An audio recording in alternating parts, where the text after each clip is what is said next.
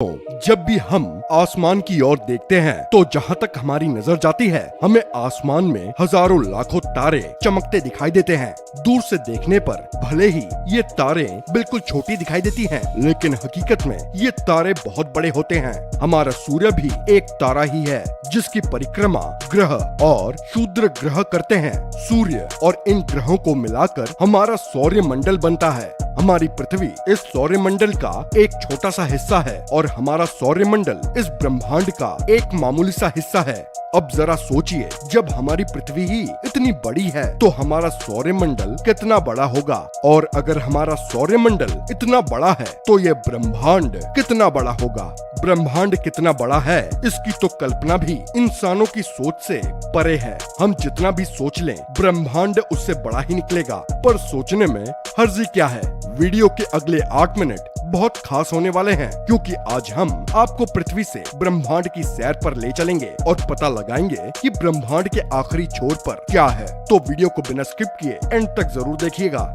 पृथ्वी की सतह से बाहर निकलने के बाद हमें अंतरिक्ष में सबसे पहले इंटरनेशनल स्पेस स्टेशन दिखाई देता है, जो कि वहां इंसानों द्वारा ही स्थापित किया गया है। ये पृथ्वी की सतह से 400 किलोमीटर ऊपर है और 27,480 किलोमीटर प्रति घंटे की रफ्तार से पृथ्वी का चक्कर काट रहा है। इस स्पेस स्टेशन से और ऊपर जाने पर हमें इंसानों द्वारा अंतरिक्ष में भेजी गई हजारों सैटेलाइट्स नजर आती हैं।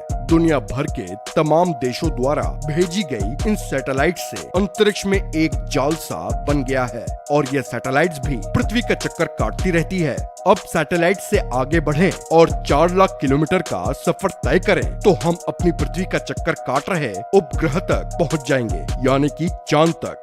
हम तो चांद पर कल्पनाओं में पहुंचे हैं, लेकिन हकीकत में भी 12 इंसान चांद की जमीन पर कदम रख चुके हैं। इनमें सबसे पहले इंसान का नाम तो आप सबने सुना होगा। जी हाँ, नील आर्मस्ट्रॉन्ग, जिनके पैरों के निशान आज भी चांद पर मौजूद हैं, क्योंकि चांद पर कोई वायुमंडल नहीं है और ना ही यहाँ हवा चलती है। इसी वजह से आज तक ये निशान बरकरार है। पृथ्वी से चांद पर जो धब्बे नजर आते हैं, जब हम करीब से जाकर देखेंगे तो ये असल में बड़े बड़े गड्ढे निकलेंगे, जो कि चांद की सतह पर कॉमेट्स और एस्टेरॉइड्स के गिरने की वजह से बने हैं। जिस तरह पृथ्वी से देखने पर हमें चांद सुनहरा दिखाई देता है, उसी तरह चांद से देखने पर हमारी धरती नीली और हरी रंग की दिखाई देती है, और इसकी खूबसूरती के आगे चांद की खूबसूरती एकदम फीकी पड़ जाती है। चलिए अब चांद से आगे बढ़ते हैं और अब हम पृथ्वी की जुड़वा बहन यानी शुक्र ग्रह के पास पहुंच गए हैं। ये ग्रह सौर्य मंडल का सबसे गर्म ग्रह है। यहाँ पर तापमान 425 डिग्री सेल्सियस तक पहुंच जाता है, जो कि लेड जैसी मोटी धातु को पिघलाने के लिए काफी है। शुक्र ग्रह पर पहाड़, घाटियां और सैकड़ों ज्वालामुखी मौजूद हैं। यह सौरमंडल का इकलौता ऐसा ग्रह है जिसके पास सबसे ज्यादा ज्वालामुखी है। शुक्र ग्रह पर सल्फ्यूरिक एसिड के बादलों की मोटी परत है। इन बादलों के बीच 350 किलोमीटर प्रति घंटा की गति से तेज हवाएं चलती हैं, यानी चांद के विपरीत यहाँ हवा तो है लेकिन वो जहरीली है। अब तक शुक्र ग्रह पर 20 से ज्यादा अंतरिक्ष यान भेजे जा चुके हैं और इसरो ने भी जल्द ही इस पर मिशन भेजने की घोषणा की है। चलिए और आगे बढ़ते हैं और अब हम मरकरी या बुध ग्रह के पास पहुंच गए हैं। यह ग्रहों में सबसे छोटा और सूर्य के सबसे नजदीक है। यहाँ पर टेम्परेचर कभी -173 तक पहुँच जाता है तो कभी 427 डिग्री तक। इसी वजह से यहाँ जीवन संभव नहीं है। वैज्ञानिकों का मानना है कि बुध ग्रह की सतह काफी हद तक चांद की सतह से मिलती जुलती है। अब बुध ग्रह से आगे बढ़ने पर हम सौर्य मंडल के सबसे प्रमुख सदस्य के पास पहुंच जाएंगे, यानी कि सूर्य के। पृथ्वी से 150 मिलियन की दूरी पर मौजूद ये तारा इतना भारी है कि इसकी ग्रेविटी पूरे सौर्य मंडल को कंट्रोल कर रही है। अब सूर्य से आगे बढ़ने पर हमें लाल ग्रह यानी कि मंगल ग्रह मिलेगा। ये वही ग्रह है जहां वैज्ञानिक जीवन तलाश कर रहे हैं और पृथ्वी के अलग अलग देशों से यहाँ मिशंस भेजे जा रहे हैं। हो सकता है आने वाले समय में पृथ्वी के बाद इंसानों का दूसरा घर मंगल ही बन जाए। मंगल से आगे की यात्रा थोड़ी खतरनाक है, क्योंकि मंगल से बृहस्पति के बीच हमें एस्ट्रॉइड बेल्ट मिलेगी, जिसमें की बड़े बड़े चट्टानें सूर्य का चक्कर काट रही है।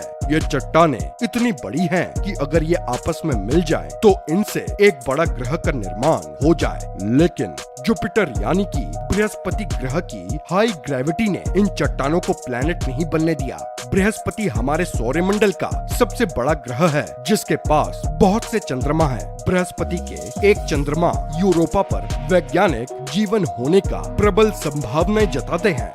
बृहस्पति से आगे बढ़ने पर हम उस ग्रह के पास पहुंच गए हैं, जिसके चारों ओर छल्ले हैं, यानी कि शनि ग्रह। बृहस्पति की तरह ही शनि के पास बहुत से चंद्रमा हैं, जिससे टाइटन सबसे बड़ा है। टाइटन पर जीवन जीने लायक बहुत सी परिस्थितियां हैं, जिस वजह से वैज्ञानिक टाइटन को भविष्य की पृथ्वी मानते हैं। अब हम पृथ्वी से इतनी दूर आ गए हैं कि अंतरिक्ष में हमारी पृथ्वी एक डॉट के बराबर दिख रही है, और थोड़ा आगे बढ़ने पर ये हमारी आंखों से ओझल हो जाएगी, और आगे बढ़ने पर हम अपने पृथ्वी के आखिरी ग्रह के पास पहुंच जाएंगे। इतनी ज्यादा दूर होने की वजह से टेलीस्कोप की खोज होने से पहले हमें नेपट्यून या वरुण ग्रह के बारे में पता ही नहीं था। हालांकि सौरमंडल के आखिरी ग्रह तक पहुंचकर हमारा सफर खत्म नहीं होता। जब हम इसके और आगे बढ़ते हैं, तो हम कुइपर बेल्ट में एंटर कर जाते हैं।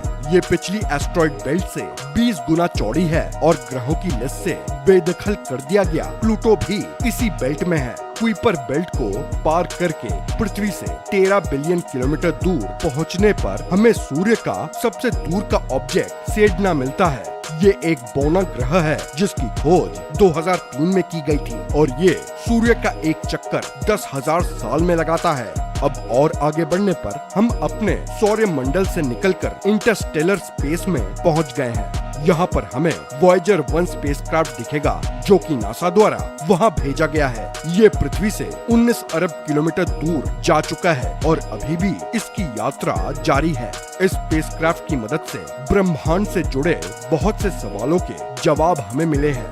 अब यहाँ से आगे बढ़ने पर हमें सूर्य एक तारे के बराबर दिखाई देगा, लेकिन फिर भी इतने दूर आने के बाद यहाँ भी सूर्य की ग्रेविटी काम करती है, क्योंकि यहाँ हमें बहुत से कॉमेट दिखते हैं जो कि सूर्य की ग्रेविटी से बंधे हुए हैं। अब यहाँ से आगे बढ़ने पर सूर्य की ग्रेविटी खत्म हो जाती है, और एक रहस्यमय सफर शुरू हो जाता है। यहाँ इतना ज्यादा अंधेरा होता है कि हम अपनी खुली आंखों से भी कुछ नहीं देख सकते।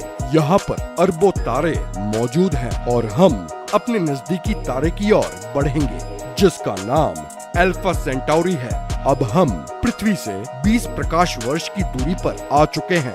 यहाँ पर अरबों खरबों तारे हैं, जिनकी यात्रा करना तो दूर, हम इन्हें गिन भी नहीं सकते, ना ही एक नजर में इन तारों को देख सकते हैं। अब अपनी यात्रा को आगे बढ़ाते हुए हम अपनी मिल्की वे गैलेक्सी से बाहर आ गए हैं, और अब हम इंटरगैलेक्टिक स्पेस में हैं, जहां अरबों की संख्या में गैलेक्सियां हैं। यहाँ से आगे बढ़ने पर हमें बहुत से सुपर क्लस्टर दिखाई देने लगते हैं, और ये हमारा ऑब्जर्वेबल यूनिवर्स है। हालांकि यहाँ पर हमारा ब्रह्मांड खत्म नहीं होता, ये तो बस इतना सा हिस्सा है जितने के बारे में हम जान पाए हैं। ऑब्जर्वेबल यूनिवर्स के आगे भी बहुत कुछ मौजूद है, जिसके बारे में हमें शायद आगे आने वाले समय में पता लगेगा। तो दोस्तों, ये रही हमारी आज की वीडियो। पृथ्वी से ब्रह्मांड के आखिरी छोर तक का सफर आपको कैसा लगा, हमें कमेंट में जरूर बताइएगा। इन्फॉर्मेटिव लगी हो तो इसको लाइक एंड शेयर, और चैनल को सब्सक्राइब करना मत भूलिएगा। मिलते हैं आपसे अगली वीडियो में, तब तक के लिए जय हिंद।